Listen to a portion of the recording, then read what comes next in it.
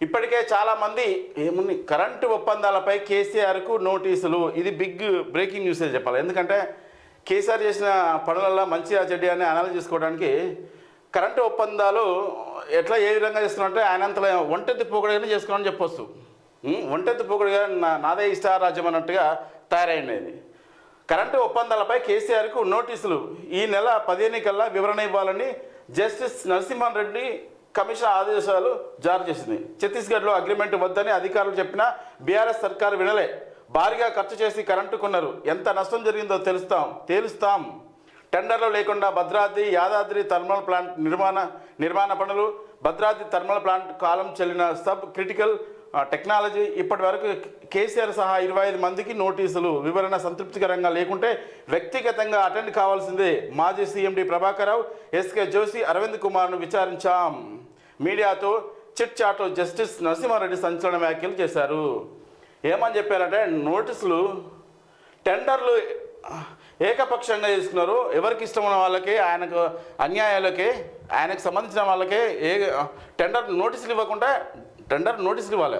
ఇచ్చేసి పబ్లిక్ డొమైన్లో పెట్టి ఎవరెవరికి ఇవ్వాలో నోటిఫికేషన్ ఇవ్వాలి. అట్లా జారీ చేయకుండా నామినేషన్ పద్ధతి ప్రకారం ఆయన ఎవరిని నామినేట్ చేస్తే వాళ్ళకే ఇచ్చే విధంగా చేసిందని దానివల్ల గోల్మాల్ జరిగింది. ఏది భద్రాద్రి టెర్మినల్ ప్లస్ యాదాద్రి ఈ రెండు బాగా జరిగినాయి. ఛత్తీస్గఢ్లో మనకు తెలంగాణ వచ్చిన కొత్తలో 2014లో వచ్చిన కొత్తలో కరెంటు కొరత బాగుండే. ఆ కొరతను తగ్గించడానికి ఎక్కువ రేటు పెట్టి ఛత్తీస్గఢ్ తోటి కొన్నాడు. దాంట్లో కూడా రేటు మన భారతదేశంలో ఎక్కడ లేని విధంగా రేటు ఎక్కువ పెట్టి కొన్నాడు. దాని మీద కాంట్రవర్సీ కూడా అవుతుంది. మళ్ళా ఈ అగ్రిమెంట్ జరిగేటప్పుడు ఏది మన తెలంగాణకు ఛత్తీస్గఢ్కు అగ్రిమెంట్ జరిగే టైంన మధ్యలో పెత్తందారుగా కేంద్ర ప్రభుత్వాన్ని చేర్చాలి. ఆ విధంగా చేర్చకుండా ఏకఛత్రాధిపత్యంగా ఛత్తీస్గఢ్కే ఎక్కువ అధికారులు ఇవ్వడం వల్ల మనం పెద్దగా లాస్ అయినాం. దానివల్ల దగ్గర 70,000 కోట్ల లాస్గా ఉన్నాం మొత్తం మీద. ఇగో ఇప్పటికే చాలామంది నుంచి వివరణలు కోరాము. విద్యుత్ సంస్థల మాజీ సీఎండీలు ప్రస్తుత సీఎండీని కూడా విచారించాం. సోమవారం ట్రాన్స్కో జెన్కో మాజీ సీఎండీ ప్రభాకర్ రావు, అప్పటి ప్రిన్సిపల్ సెక్రటరీ సురేష్ చందాను విచారించాం. అప్పటి ఇంధన శాఖ principal secretary SK Joshi, Arvind కుమార్తో మంగళవారం సమావేశం అందరి నుంచి వివరాలు తీసుకున్నాం. ఈ అరవింద్ కుమార్ కూడా చెప్పాడు ఇది పద్ధతి కాదు, ఇట్లా చేయదు, రేట్ ఎక్కువ పడుతుంది, అట్లా కొనొద్దని చెప్తే కూడా ఆయన మాటలు పెడచని పెట్టి ఆయన ఇష్టారాజ్యం చేసిండు. ఇప్పుడు నోటీసులు తీసుకొచ్చి అరెస్ట్ అయ్యే సూచనలు కూడా కనబడుతున్నాయి.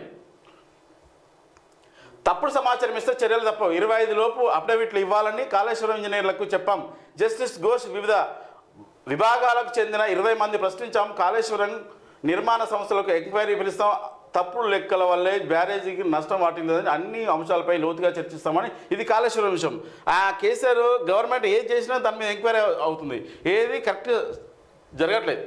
ఎందుకంటే మంచిగా చేయాలి, జనాలకు ఉపయోగపడే విధంగా చేయాలి. కానీ లేనిపోని ఇష్టారాజ్యంగా నేను దొరపెత్తన నేను చేస్తా అంటే అది కుదరదు కదా. ప్రజాస్వామ్యంలో అందరం ఈక్వల్గా అందరినీ సలహాలు సూచనలు కనుక్కోవాలి. ఎందుకంటే తెలంగాణ వచ్చిందే నిధులు నియామకాల కోసం వచ్చింది. నువ్వు ఎక్కడెక్కడ చేస్తున్నావు పరిపాలన అస్తవ్యస్తంగా ఉంది అని అనుకోవచ్చు.